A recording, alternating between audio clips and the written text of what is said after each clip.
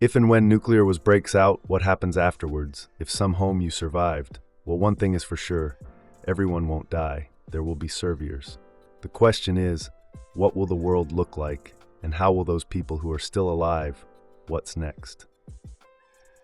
We know that an all-out US-Russia nuclear war would be bad. But how bad exactly?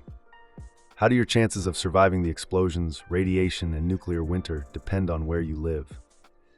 The past year's unprecedented nuclear saber-rattling and last weekend's chaos in Russia has made this question timely. To help answer it, I've worked with an amazing interdisciplinary group of scientists, see end credits, to produce the most scientifically realistic simulation of a nuclear war using only unclassified data and visualize it as a video. It combines detailed modeling of nuclear targeting, missile trajectories, blasts, and the electromagnetic pulse, and of how black carbon smoke is produced, lofted, and spread across the globe, altering the climate and causing mass starvation. It doesn't matter much who starts the war.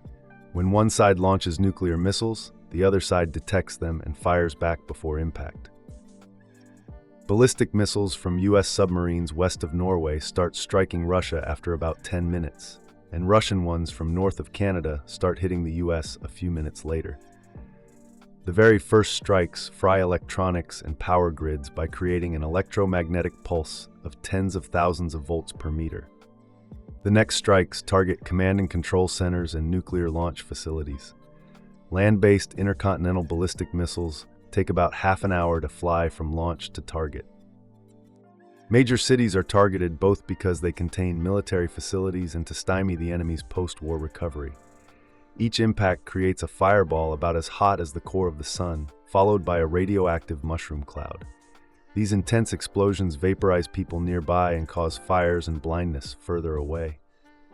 The fireball expansion then causes a blast wave that damages buildings, crushing nearby ones. The UK and France have nuclear capabilities and are obliged by NATO's Article 5 to defend the US, so Russia hits them too. Firestorms engulf many cities, where storm-level winds fan the flames, igniting anything that can burn, melting glass and some metals and turning asphalt into flammable hot liquid. Unfortunately, peer-reviewed research suggests that explosions, the electromagnetic pulse, and the radioactivity aren't the worst part. A nuclear winter is caused by the black carbon smoke from the nuclear firestorms. The Hiroshima atomic bomb caused such a firestorm, but today's hydrogen bombs are much more powerful. A large city like Moscow, with almost 50 times more people than Hiroshima, can create much more smoke, and a firestorm that sends plumes of black smoke up into the stratosphere, far above any rain clouds that would otherwise wash out the smoke. This black smoke gets heated by sunlight, lofting it like a hot air balloon for up to a decade. High-altitude jet streams are so fast that it takes only a few days for the smoke to spread across much of the northern hemisphere. This makes Earth freezing cold even during the summer, with farmland in Kansas cooling by about 20 degrees centigrade, about 40 degrees Fahrenheit, and other regions cooling almost twice as much. A recent scientific paper estimates that over 5 billion people could starve to death, including around 99% of those in the US, Europe, Russia, and China, because most black carbon smoke stays in the northern hemisphere where it's produced, and because temperature drops harm agriculture more at high latitudes. It's important to note that huge uncertainties remain, so the actual humanitarian impact could be either better or worse, a reason to proceed with caution.